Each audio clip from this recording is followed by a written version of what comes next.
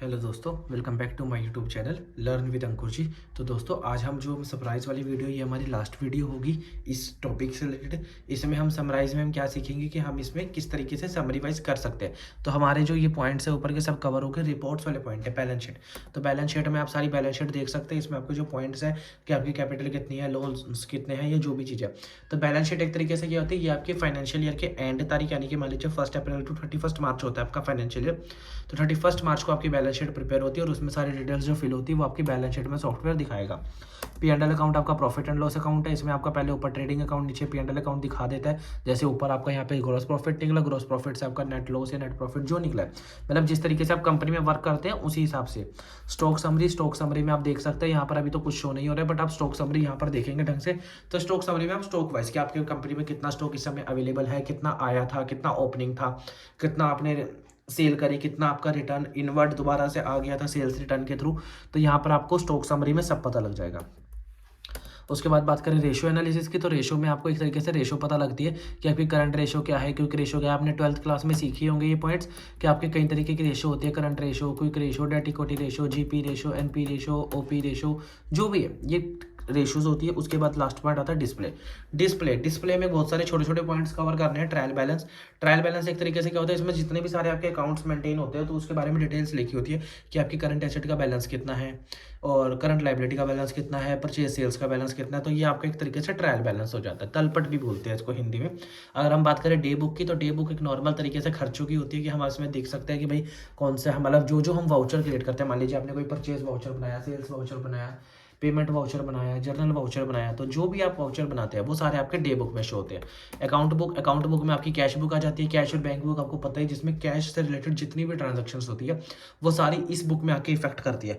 मान लीजिए आपने जो भी जितना भी खर्चा कैश में करा होगा, चाहे वो आपके पास से खर्चा हुआ, चाहे आपके पास वो इनकम आई हो, जितनी भी एंट्रीज में कैश हिट हो रहा होगा वो आपकी कैश बुक में आएगा। लेजर्स में लेजर से रिलेटेड, ग्रुप समरी में ग्रुप की समरी, वाउचर्स में voucher, sales register, purchase register, ये बताता है कि कितना आपने सेल्स करी है, कितनी आपने परचेज करी है। क्रेडिट वाली जर्नल रजिस्टर में एक तरीके से जर्नल एंट्री जो किसी में ऊपर नहीं होती है इफेक्ट, वो उसमें होती है। स्टेटमेंट ऑफ अकाउंट में कुछ भी आ जाता है कि आपका आउटस्टैंडिंग वगैरह बैलेंस क्या है। इन्वेंट्री बुक्स में आपको इन्वेंट्री के बारे में बताता है, वही स्टॉक आइटम आपके पास क्या स्टॉक है। ग्रुप की summary, sales order, purchase order की क्या आपने करा है, कि आप सेल्स ऑर्डर बुक एक तरीके से ये कि कितना आपने सेल्स ऑर्डर करा है, परचेज ऑर्डर में कितना आपने परचेज ऑर्डर करा है। स्टॉक ट्रांसफर, मान लीजिए आपने एक गोडाउन से दूसरे गोडाउन में कुछ स्टॉक ट्रांसफर करा है। फिजिकल स्टॉक रजिस्टर, मान लीजिए जो आपका मूवमेंट एनालिसिस की क्या आपका मूवमेंट हुआ है, ये सारी चीज़ें इसमें पता लगती है। स्टेटमेंट ऑफ इन्वेंट्री, ऐसे ये गोडाउन कैटेगरी स्टॉक, इसमें सारी चीज़ें एक मतलब फ्लो में चलती है। स्टैट्यूटरी रिपोर्ट यहाँ पे आपको मैटर करता है। यहाँ पर आपको ये चीज़ देखने को मिलती है कि आपने जो जो सेटिंग्स अपनी कंपनी की ऑन कर रखी होती है। मान लीजिए आपको मैंने जैसे F11 फीचर्स में सिखाया था स्टैट्यूटरी फीचर्स, तो उसके अंदर आपने देखे थे TDS, TCS, GST, VAT, excise, तो जो भी उसमें होते हैं, तो जो भी उसके अंदर होते हैं, मान लीजिए मैंने जैसे आपको बता रखा था कि GST, TDS, TCS, excise, VAT, तो उन सब में क्या होता है, आपको ये देखना पड़ता है कि कौन सी सेटिंग होना है उस हिसाब से। जैसे GST है तो GST में GSTR1, GSTR2, GSTR3 भी, ई वे बिल जो आपको आने जाने के कन्वेंस के हिसाब से रखता लगना है, चालान रिकन्सिलेशन, GST सेटअप, ये सारे पॉइंट्स ये GST से रिलेटेड है।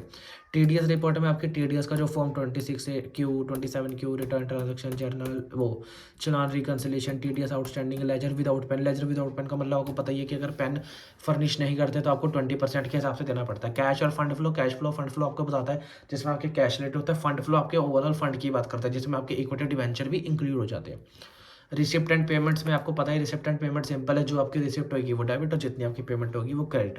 लिस्ट ऑफ अकाउंट्स में ये एक तरीके से लिस्ट है, इसमें जोन सी भी अकाउंट्स में अगर कुछ अमाउंट हुई तो उसमें ऑटोमेटिक आके फिल हो जाएगी। एक्सेप्शनल रिपोर्ट, कोई आपका नेगेटिव स्टॉक है, मान लीजिए आप पे स्टॉक था अवेलेबल 500 यूनिट्स का, लेकिन आपने क्या किया, सेल आपने कर दी 600 की, तो इस तरह तो एक्चुअल में तो वो हो ही नहीं सकती ना। गोदाम में जितना स्टॉक है वो तो उतना ही हिट करेगा।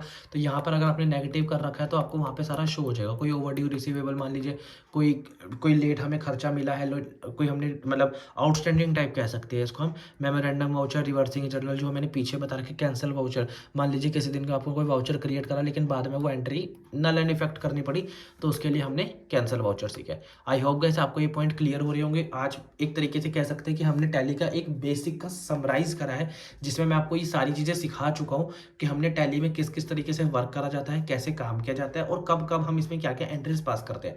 ये जो था ये कि समरी वीडियो मेरी तरफ से आपके लिए इसलिए था ताकि आप जब पूरा कोर्स एक बार देखें, आप कोशिश करिए छोटी छोटी वीडियो से, मैं ज़्यादा बड़ी वीडियोस नहीं बनाता हूँ, क्योंकि मेरे को पता है कि आप एक चीज़ करें उसके बाद उसकी प्रैक्टिस करें। Practice makes the man perfect, कि अगर आप प्रैक्टिस ही नहीं करेंगे तो फिर दिक्कत हो जाएगी। इसलिए आपको क्या जरूरी है कि आपको प्रैक्टिस करनी पड़ेगी। जितना आप प्रैक्टिस करेंगे उतना ही आप इसमें इंप्रूव करते रहेंगे। देखिए सीखने के लिए बहुत कुछ है, ऐसा नहीं है कि मैं कहूँगा नहीं आपने अगर मेरी वीडियोस देख ली तो उसके बाद आपको कहीं से कुछ करने की जरूरत नहीं है। सीखने के लिए बहुत कुछ है। अपग्रेड इंसान को अपने आप को करते रहना चाहिए। तो उसके लिए आपको क्या करना पड़ेगा, पहले आपको ये बेसिक है, क्योंकि अगर आपको ये चीज़ नहीं आती है ना, आप टैली के लिए किसी के पास जाते हैं वर्क के लिए, मान लीजिए जॉब के रिगार्डिंग, और आप कहेंगे जी मुझे टैली आती है या फिर टैली मुझे बिल्कुल ही नहीं आती है।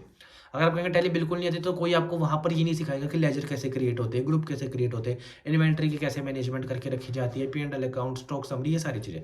Thank you for watching guys. अगर आपको मेरी वीडियो अच्छी लग रही तो प्लीज़ इसको कमेंट करें, शेयर करें, लाइक करें और मेरे चैनल को सब्सक्राइब करें। Thank you for watching guys.